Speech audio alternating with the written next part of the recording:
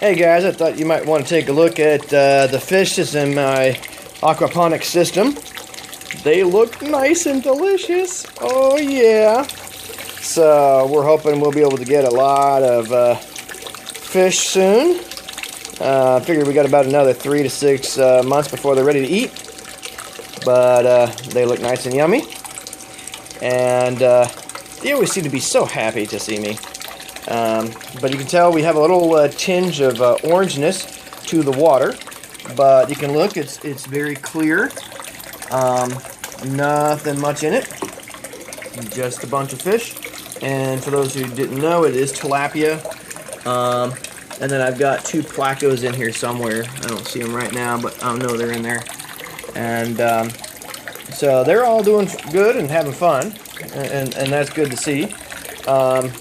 This year our seeding didn't do so well.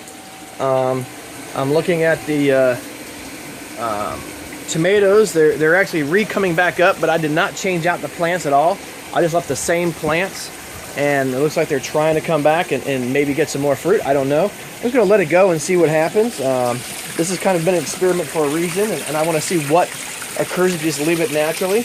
The other side here is we got one of these towers to try to see what they did, and I actually using the water from the aquaponics system and just let it run and see how that goes.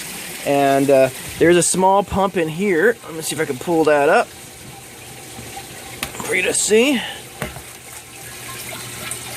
The small pump in there, and it just dribbles down, and in theory that should take the fish water and make it run up and down through this thing. We only have a couple plants that are doing well. The others didn't do so well and just died right off the bat. But we were having trouble with the seedlings anyway. So we're going to see how this goes and see whether or not it makes a big difference. The other 2 beds I still have not done yet. We keep talking about it, but time is not there. Now the thing is I went on vacation and I was gone for an entire week.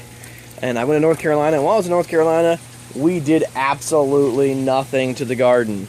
And because we did nothing to the garden, guess what? Nothing happened. It just kept growing. And we've got considerably more eggplant. We've already harvested the 2 that I had before. We got a lot more eggplant. We've got tons of basil, which keeps growing. It looks like now it's trying to seed. My mint is humongously large. Look at those leaves.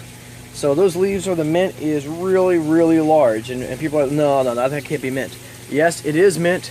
I know that most people's gardens or the soil gardens is really, really small. And yes, in my soil garden, the mint leaves are so small. But here, the mint leaves are humongously large. So I'm quite pleased with that. The other plants just are back there getting squished over. I'm not sure what we're going to do about that and move them around.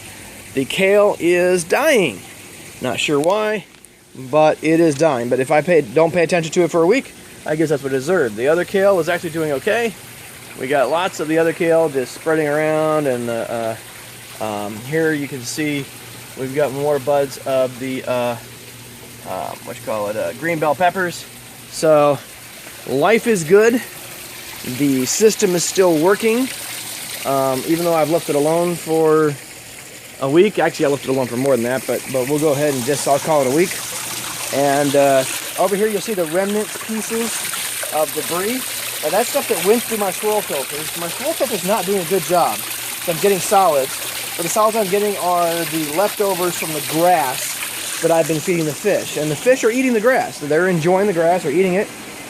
And so it's been a nice way to supplement buying fish food and be cheaper. We're still only using 150 watts of power. And they're still very happy and doing what they want to do. But the key element is to find solutions to our issues. And one of the big issues is I need some ideas on how to build a better filter. The filter we have is not doing the level that I want to do. I'm actually cleaning the sponge filter for the thing almost daily. So anyone with some advice, I would greatly appreciate it. I could use some advice to help me build a better filter for this system.